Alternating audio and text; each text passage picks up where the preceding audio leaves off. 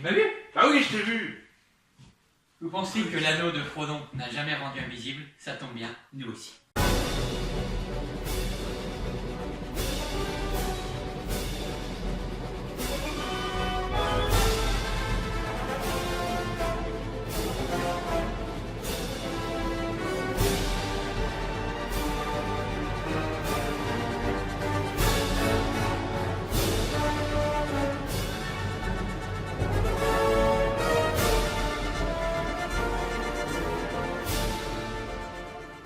Bonjour à tous, c'est Sparrow et bienvenue dans cette toute nouvelle vidéo de critique cinématographique. Aujourd'hui, on s'attaque à un lourd chantier, le Seigneur des Anneaux, la communauté de l'anneau.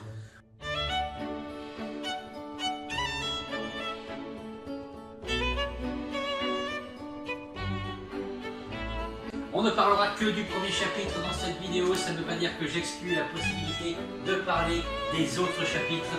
On va parler de la Terre du Milieu. La Terre du Milieu, qu'est-ce que c'est? C'est Peter Jackson. La Terre du Milieu, c'est 6 films, on croyait qu'il y en avait 3. Il a prolongé l'univers en faisant une extension, un préquel à sa trilogie de base en racontant les années Hobbit. Mais on y reviendra, ça aussi, plus tard, prochainement, on ne sait pas, ou jamais, tout est possible. Il n'avait pas l'intention de faire le Silmarillion aussi? Tout à fait. L'homme sans nom vient d'intervenir. Master Gaming, en tout cas, on ne sait pas encore comment l'appeler. C'est vrai, le Silmarillion était un projet de Peter Jackson, mais pour cause de droits d'auteur, l'histoire est pour l'instant en stand-by. Le Silmarillion, qu'est-ce que c'est? Pour vous donner un petit avant-goût de ce que ça pourrait être. C'est les années Morgoth, les années Sauron, ça se passe bien avant le Hobbit, bien avant. Peut-être que la série Amazon, le Seigneur des Anneaux, traitera de ça, mais je ne pense pas car Amazon va décliner le Seigneur des Anneaux en série. Je ne vous cache pas mon inquiétude, mais il faut le savoir. Mais revenons-en à nos moutons pour l'heure, le Seigneur des Anneaux, la communauté de l'anneau, qu'est-ce que c'est?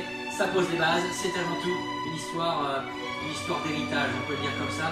Sauron, le Seigneur des Ténèbres, des années avant, a forgé en secret un maître anneau pour gouverner tous les autres, les anneaux des elfes, les anneaux des hommes, les anneaux des nains. Les anneaux sont là, moi je pense, plus pour unifier un peu les différentes tribus des hommes, des elfes, des nains, mais Sauron, lui, a vu plus grand et s'est forgé l'anneau unique de pouvoir, comme vous pouvez le voir en plus. Je vais l'enlever! Et il rend pas du tout invisible, demandez-lui, mamie, baf. Revenons-en à nos moutons. Sauron et sa force légendaire avec son anneau unique de pouvoir forgé dans les flammes de la montagne du destin pour ceux qui n'ont pas vu l'histoire, ce serait très étonnant. Et par un dernier coup du sort, alors qu'il voit son père mourir, Isildur, héritier du Gondor, dans un dernier souffle avec une épée cassée, la lame d'Elendil, va trancher le doigt de Sauron et le faire disparaître. Mais pas à tout jamais comme il le croyait. Car Sauron reste vivant à travers son anneau justement, car son âme est à l'intérieur. J'ai réussi à l'enlever. Alors donc, comme je le disais, Sauron est vaincu, Isildur prend la relève, mais pas pour longtemps, car Isildur se fait tuer peu de temps après. L'anneau est porté disparu et ramassé par une créature infime. On apprend en fait que c'était un hobbit. On l'apprend beaucoup plus tard dans le Seigneur des Anneaux. C'est bien sûr Sméagol, Gollum, qui le récupère et qui le gardera avec lui pendant 500 longues années. 500 longues années, et le gars, il n'est pas capable de changer le menu. Même si vous avez vu le film, il mange que du poisson. Du bouillon et du poisson, pour bien goûter. Mais bref, ne parlons pas de ces leçons. Précieux! Comment un si petit objet peut rendre les gens dingues, je vous le demande. Parce que moi, franchement, je le vois. Je peux l'enlever. Mais bon, on va le garder quand même. Il arrive après dans les aventures du Hobbit. Il arrive entre les mains de Bilbon, saqué par un curieux hasard alors qu'il est en voyage pour aller à la montagne d'Erebor. Mais c'est une autre histoire. Bilbon hérite de l'anneau. Bilbon qui s'avère être l'oncle du célèbre Frodon Sacquet. Il va donc lui transmettre à contre-cœur, il faut le dire. Mais non! Gandalf le force à s'en séparer. Et là on voit d'ailleurs, si vous pouvez le voir, comme je le disais tout à l'heure, la main de Sméagol, alias Gollum, qui va après la mort. Comment il fait pour pas avoir des grains de sable entre les ongles? Ah! On s'en fout. Passons. Mais quand même, il faut se poser ces questions. Bref, revenons à nos moutons, excusez-moi. Donc Frodon, héritier de l'anneau, se lance sans savoir, je pense, sans s'attendre à l'immensité de la quête, dans tout d'abord dans une excursion qui le mène à Foncombe et où il pensait lui-même se débarrasser de l'anneau en le confiant aux elfes.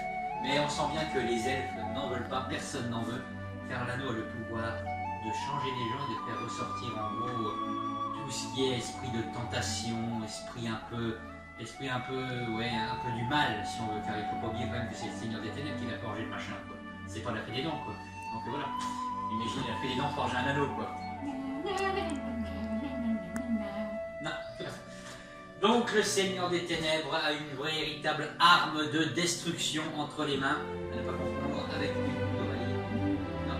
Bref, suite donc à l'intervention d'Elrond à Foncombe qui fait bien comprendre que la quête est beaucoup plus grande que ce qu'on ne le pense, arrive la décision finale de Frodon, et encore une fois il se lance, pas à contre-cœur mais malgré lui, il ne sait pas du tout ce qu'il fait.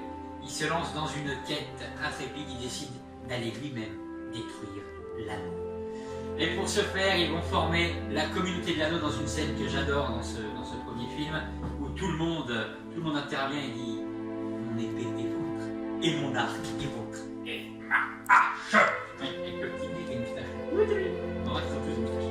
Mais bon, c'est pas grave. La communauté de l'anneau, donc une bande de 9 joyaux lurons, avec Aragorn, Legolas, Boromir, même si on peut quand même se demander les réelles intentions de Boromir s'il n'avait pas toujours eu envie de récupérer le dit anneau.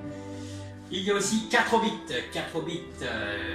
donc Frodon évidemment, Sam Gamgee son meilleur ami, et jardinier, lui il aime bien son jardinier, et aussi Merry et Pipin. Alors Pipin, on pourrait pour moi, on aurait dû l'appeler Pépin, parce que c'est un pépin à lui tout seul ce mec, c'est le mec qui prend les pires décisions sur les 3 films de toute façon.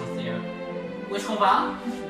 Tu vois, et qu'en est-il du second petit déjeuner? Le second petit déjeuner, ça, on n'en parle pas. Le second petit déjeuner, le mec il bouffe une fois, puis il rebouffe. La collation de 11h, la collation de 4h, il bouffe tout le temps, et il est tout que ce mec.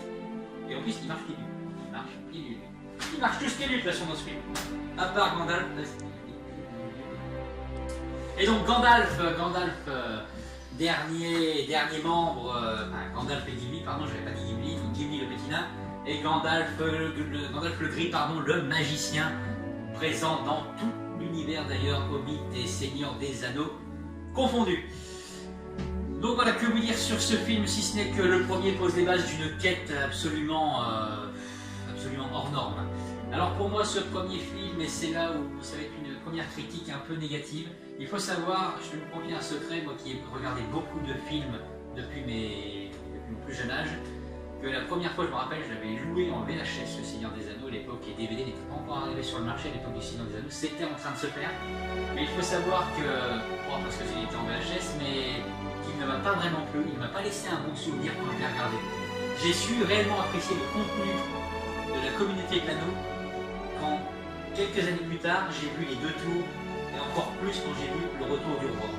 Car je trouve que, on va pas dire que la communauté de l'anneau est un film indépendant qui marche sans les autres, mais c'est un film qui souffre de ses longueurs. Et d'ailleurs, Peter Jackson a toujours fait des versions longues de ses films, que ce soit King Kong, les Hobbits, Le Seigneur des Anneaux. Mais il faut savoir que dans Le Seigneur des Anneaux, la version longue, je pense, la moins aboutie et qui n'apporte rien, mis à part au début quand on voit les images un peu inédites, dissimulures et tout ça, je trouve que la version longue de la communauté de l'anneau n'apporte rien d'essentiel. Un peu, on a eu ce même problème d'ailleurs avec la version longue du premier Hobbit, ça n'apportait rien, c'était plus une petite extension pour dire qu'on a des images un peu inédites. Par contre, les versions longues d'après sont magistrales parce qu'elles apportent des réponses, des scènes qu'on a envie de voir. Je pense notamment dans Le Retour du Roi à la mort de Saruman, que moi quand je suis allé dans le cinéma voir la version normale, je n'ai pas eu cette scène de sa mort. J'étais frustré, on me dit juste « Et un magicien a maté dans sa tour. » Et on va pas le chercher alors que le mec il fout la merde pendant 3 films. C'est quoi ça, hein?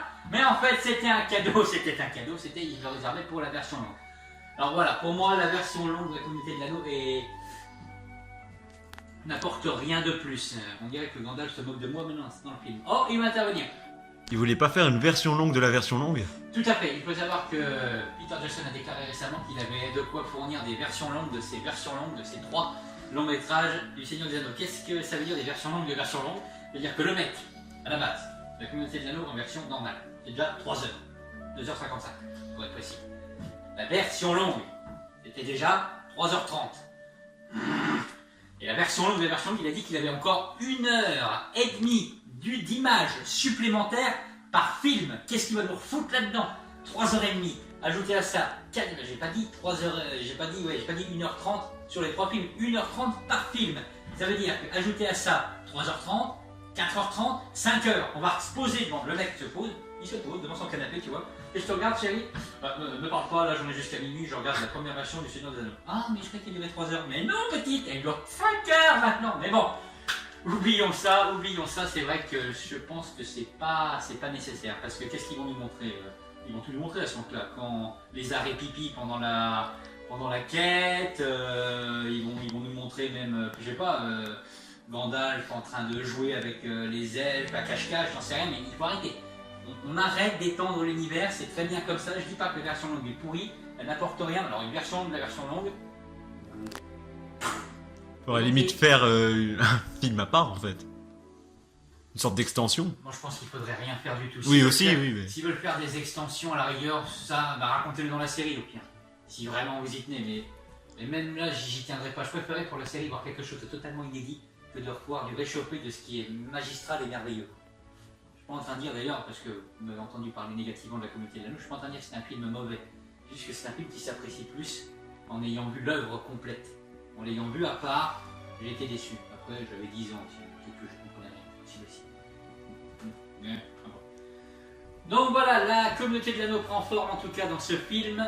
Et ils vont tous ensemble marcher à travers champs, à travers la Moria et son Balrog. Et encore une fois, Pépin, mais c'est pas vrai! Ah, Pépin! Putain, si j'avais une photo de lui, je couperais sa tête et je mettrais un Pépin à la place. Mais bon, Pépin, lui, alors il est là, le mec, ils sont dans un tombeau, tu vois, il y a des squelettes, des machins, il y a un puits, qu'est-ce qu'il fait? Oh, il y a une flèche dans un squelette. Ah bah vas-y, pas de problème! Mais moi-même, quand je vois un squelette, c'est ce que je fais, j'ai encore fait ça hier. Il y avait un squelette devant chez moi, je me suis dit, tiens, je vais lui toucher le crâne, tiens, pour voir s'il est collant, tu vois. Et pouf, elle va pas manquer! Le machin finit dans le puits, c'est la guerre, il réveille même un monstre enflammé, et ils ont les biquettes. Mais ça nous donne quand même, merci Pépin, une scène magistrale que j'adore dans ce premier film, celle de Gandalf. Vous ne passerez pas! Ça, et ajouté à la petite phrase de Gimli, il y a encore un nain dans la Moria qui respire. Ça, c'est bien. Mais bon, Pépin quoi. Pépin. Donc bon, voilà. Donc ils sortent de la Moria et ils perdent malheureusement Gandalf le Gris, du moins c'est ce qu'on croyait, parce qu'il va revenir dans les autres films. Désolé si je vous spoil, mais ça serait quand même très étonnant, le film est sorti il y a plus de 10 ans. Donc il va revenir sur les traits de Gandalf le Blanc dans le suivant. On va savoir pourquoi d'ailleurs dans la version longue, parce que c'est pas expliqué dans la version courte, comment il a pu se ressusciter. Tout simplement parce que les magiciens ont un code d'honneur.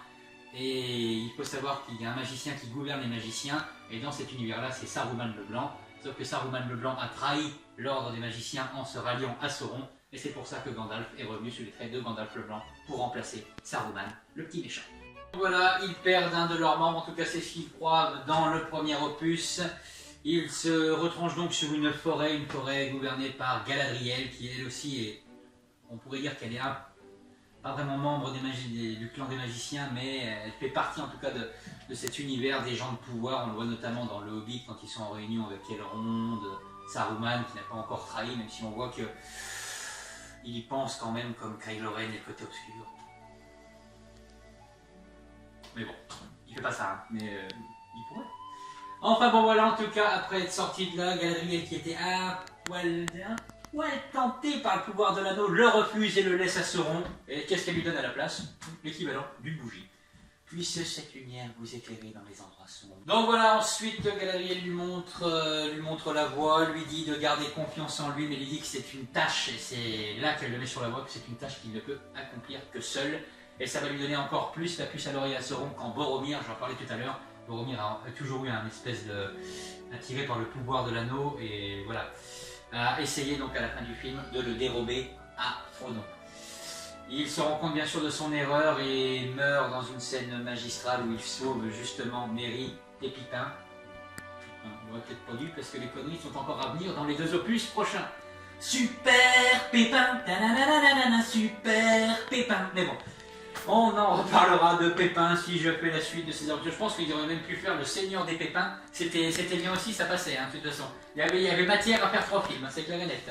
Ou le Pépin des Anneaux, j'en sais rien, mais il y avait manière à faire un long métrage, c'est sûr et certain. J'en demanderai pas. Pi-pin égale Pépin. Mais bon. Tout simplement, et donc après, Sauron décide de partir en disant à Aragorn qu'il ne peut pas le protéger tout le temps et qu'il ne pourra surtout pas, sur la longueur, le protéger de lui. Ce qui veut dire par cette phrase, c'est qu'il ne peut pas, les gens qui veulent le protéger, Sauron ne peuvent pas en fait le faire, sauf un seul, et on le verra tout au long de la trilogie, Sam Gamgee, qui, dans un dernier souffle, décide il préfère mourir noyé que abandonner son pote. Frodon l'accueille avec lui, et c'est ensemble qu'ils partent au Mordor. Les autres, quant à eux, et bien justement, parlons-en des autres. Aragorn, Gimli et Legolas, qu'est-ce qu'ils font? Eh bien, ils vont sauver Merry. Bon, pas Merry, ça va, il est tranquille lui. À part quand ils volent des salades dans les champs. Là, ils vont sauver qui? Super Pépin. Super Pépin. Mais bon, voilà. Ils vont donc sauver Merry et Pipin. C'est comme ça qu'on voit que la communauté est dissoute dès le premier film et chacun part de son côté. Donc voilà, c'est un film qui pose les bases, c'est un film qui souffre de ses longueurs. Je parlais de longueur dans la vidéo précédente avec Avengers. Là, on est sur une autre porte de longueur.